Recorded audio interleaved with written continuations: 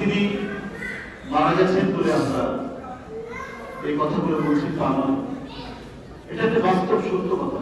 অত্যন্ত সুন্দরভাবে চমৎকারভাবে কথাগুলো তুলে ধরেছেন সুব্রতদা। আসলে যে কথাগুলো বলেছেন অত্যন্ত সত্য কথা। অসংখ্য তার বক্তব্য এখন ইউটিউবে বা সামাজিক গণমাধ্যমে ভেসে বেড়াচ্ছে। তিনি বারবার বলতেন এই দেশ হিন্দু, মুসলমান, খ্রিস্টান, বৌদ্ধ, উপজাতি সবার,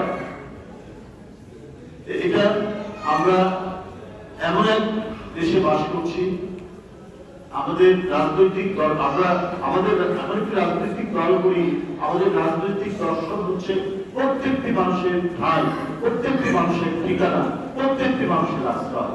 তার এই বক্তব্য এখন ইউটিউবে ভেসে বেড়াচ্ছে।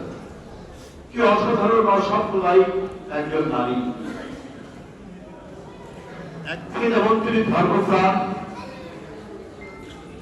আবার একই সাথে তিনি খুব প্রচন্ড রকমের অসাম্প্রদায়িক মানুষ। একজন ধর্মপ্রাণ মানুষ কখনোই সাম্প্রদায়িক হতে পারে না।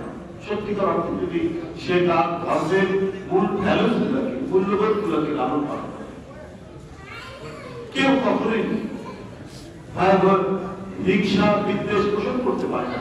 ধর্মপ্রাণ মানুষের এটা হয় না। বেগম খালেদা জিয়া একদিকে যেমন ধর্মপ্রাণ মানুষ, আরেকদিকে আধুনিক মানুষ, আরেকদিকে অসাম্প্রদায়িক মানুষ। তিনি এমন এক জাতীয় নেতা, তার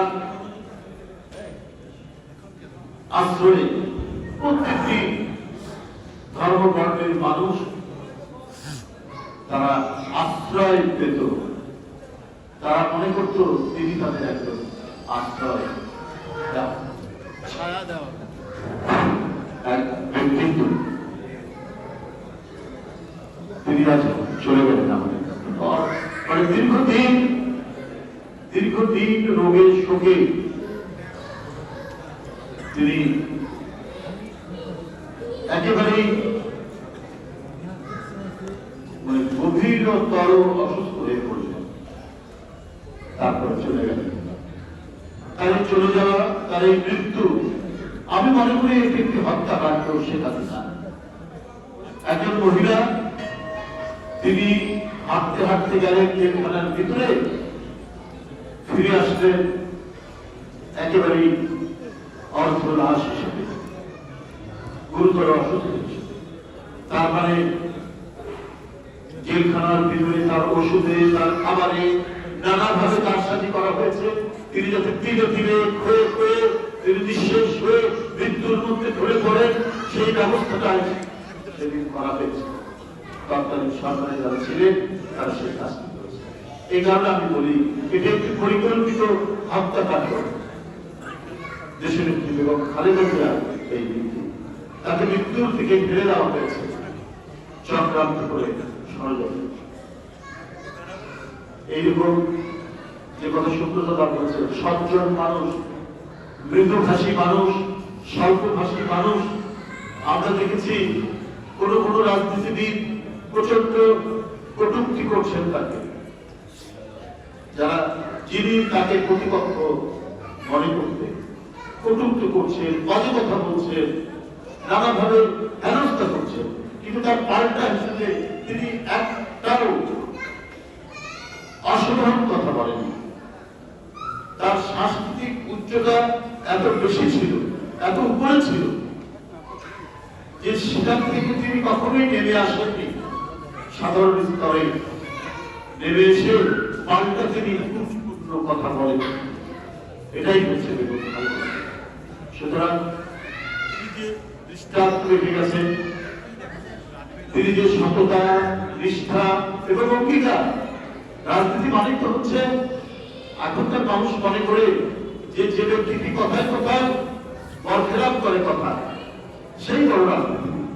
এই দেশে এমন একটি মাত্রা তৈরি করেছিলেন বেগম খালেদা জিয়া যে না, রাজনীতি মানে হচ্ছে জনগণের কাছে যে অঙ্গীকার করবো সেই অঙ্গীকার থেকে বাস্তবায়ন করে রক্ষা। এটা অসাধারণ দৃষ্টান্ত বাংলাদেশের সকল রাজনীতিবিদের জন্য এবং অনাগত ভবিষ্যতে নতুন যে রাজনৈতিক প্রজন্ম তৈরি হবে, রাজনীতিবিদ তৈরি হবে, তাদের কাছেও এটি একটি দৃষ্টান্ত থাকবে। ইতিহাস ঘেটে তারা দেখবে যে একজন মানুষ যিনি রাজনীতি করতে গিয়ে বাবরঙ্গর কথা বলেননি, মিথ্যা অঙ্গীকার করেননি, অসত্য ওয়াদা করেননি, যা বলেছেন সেইটাই করার চেষ্টা করেছেন। যাই হোক, আমি আজকে বক্তব্য দীর্ঘায়িত করব না। এখানে হিন্দু খ্রিস্টান বৌদ্ধ পূজা যখন কমিটি আয়োজিত এই তাদের আয়োজিত এই যে ধর্মীয় অনুষ্ঠান প্রার্থনা সভা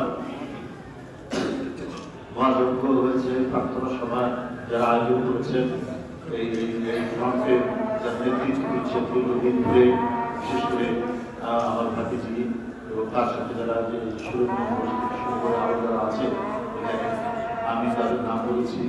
আমি তাদের প্রত্যেকের প্রতি কৃতজ্ঞতা জানাচ্ছি। তারা হৃদয় থেকে, হৃদয়ের একেবারে অন্তঃস্থল থেকে নেত্রীর প্রতি তাদের যে ভালোবাসা, তাদের যে অকুণ্ঠ সমর্থন, এটা ভুলবার মতো। এটাই হচ্ছে, উনি মারা গেছেন কিন্তু এই অর্জনটুকু রেখে গেছে কোটি কোটি মানুষের হৃদয়ে। তিনি চিরস্থায়ী ভাবে বাসা বেঁধে গেছেন। এই বাসা এত শব্দ